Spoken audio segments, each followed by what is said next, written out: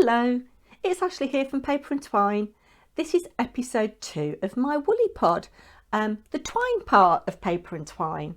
And last time I saw you, I spoke to you about how I started knitting and my experiences of working for Patricia Roberts, who was a knitwear designer. And I showed you a finished item that I'd made. And I showed you work in progress, which was my Hopeful Cowl. Excuse me, I cast this on the 2nd of January. It was a mystery knit along, the first mystery knit along that I've ever done.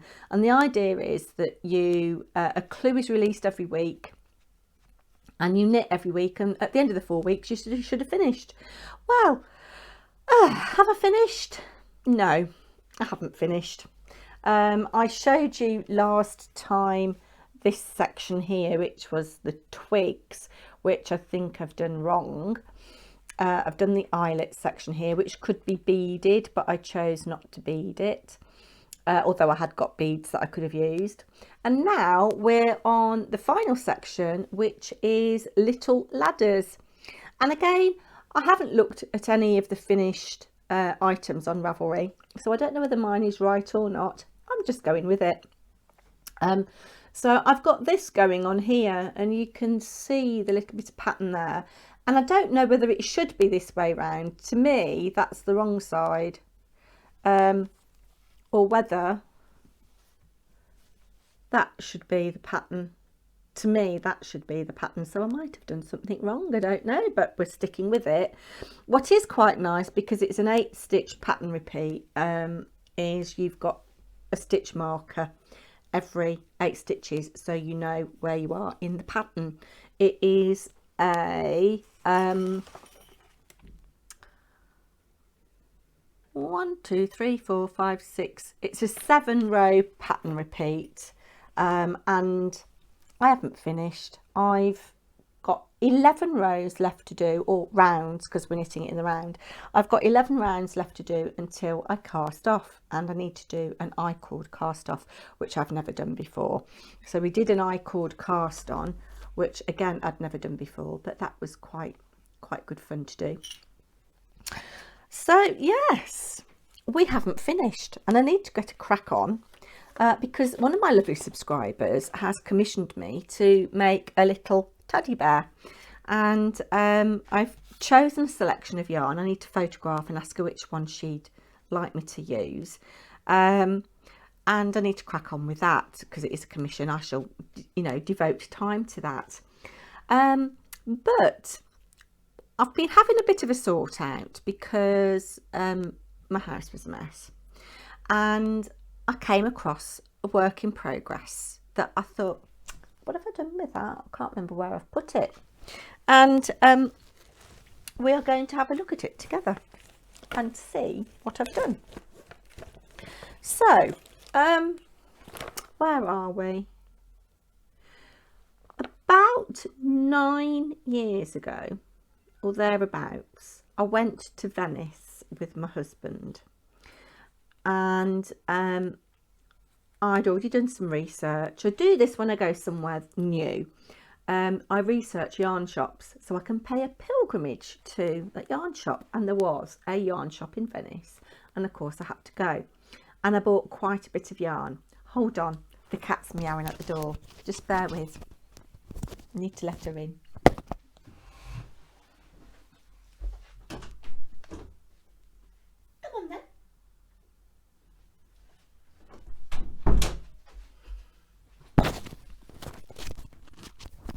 Just put my microphone back on.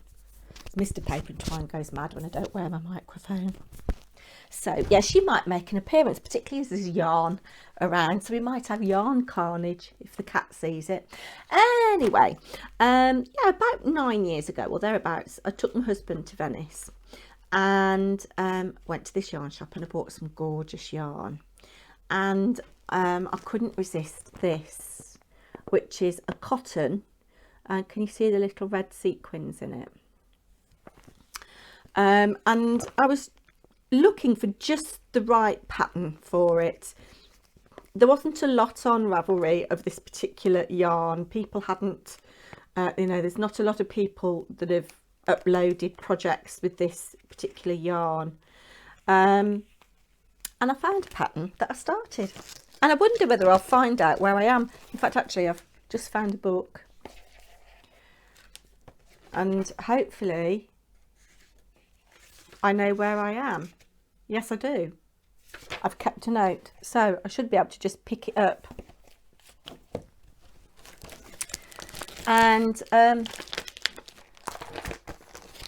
that is the pattern I'm doing. I bought it on Ravelry. So you knit it sideways and join it together down the front. So you've got a little bit of lace at the top. I just thought that'd be really nice for the summer. And I thought this with some white linen trousers would be quite nice. It's called Bolan, or Bolan, and it's designed by Layla Raab. And it's for use with Quince & Co yarn. Obviously, I'm not using that. I'm using my own. But let's have a look and see how much I've done. Carefully taking it out of the bag. So I've got a little homemade stitch marker there to mark off the beginning. And you can see that I've completed quite a lot. I'm not quite sure what, oh yes, I think this must be where this will be the middle front or middle back. But look at those sequins sparkling. So I think that'll be lovely, really lovely. So I'm going to make an effort to finish that because that is something useful. And I'd like some new clothes in my wardrobe, and I haven't got a lot of money to spend, so I might as well make something out of my stash, hadn't I?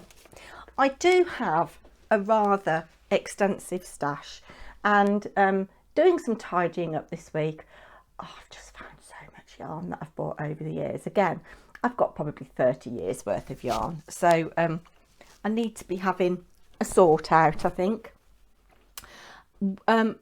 Actually, you might be interested to see a picture of my stash. Again, probably about 10 years ago when I was really into Ravelry, I thought I'd catalogue all my yarn on there. So I took photographs of everything and I just got all of my yarn and I dumped it on the bed in the spare bedroom, that we had at the time.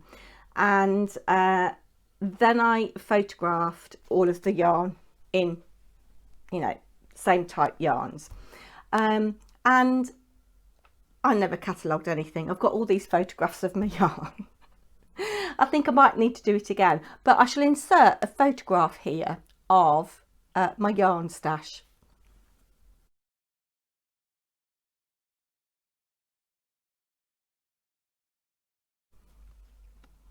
And here's another photo of my yarn stash.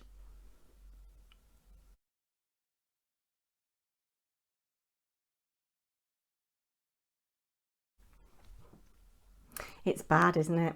I did at the time put a picture on Facebook, and one of my friends said, "How can you sleep at night?" And I thought she meant, how can you sleep at night because you've got so much yarn. But I think she meant, how can you sleep at night with all that yarn on your bed? She thought it was my bed. But yes, it is a bit of a habit. I haven't bought any yarn since for a very long time. I haven't bought any yarn. I think the last lot of yarn I bought was in Venice, which was I think 9 years ago. And then at Christmas I bought the Christmas Eve box with that beautiful red skein of Emma's Perfectly Practical sock. And then I bought from Elderflower Stitches the Easter yarn box. So I've done really well in not buying yarn, and it's just so nice to have, like having paper. For those of you that are paper crafters, you know, I've tended to hoard it, but you know, I've got more yarn than I'm ever going to knit, so I am going to get rid of some of it, give it to charity shops, or try and sell the better quality stuff and just keep what I really want for myself. What I did also find, and talking of making things to wear, I remembered and I found that I'd got this gorgeous Katia Jaipur cotton. I bought this a very long time ago. I went to take a very dear friend to stay with some friends of ours who lived in Lowestoft, who were all knitters, and they took us to some yarn shops, and I bought this, which was £3.95, and I bought 10 balls.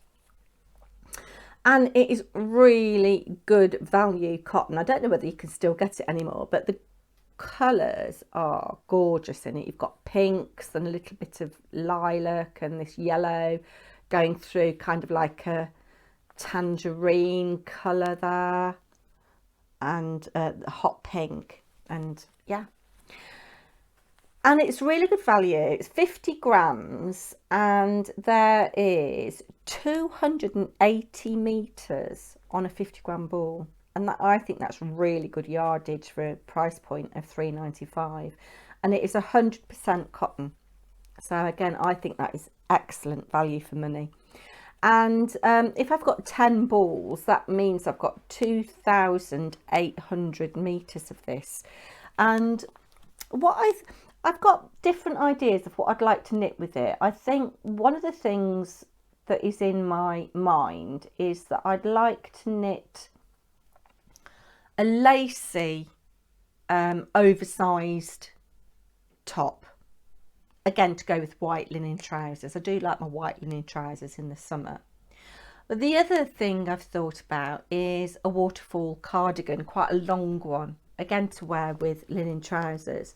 So I need to do some research on Ravelry. I haven't found anything that quite hits the mark of what I'm looking for yet.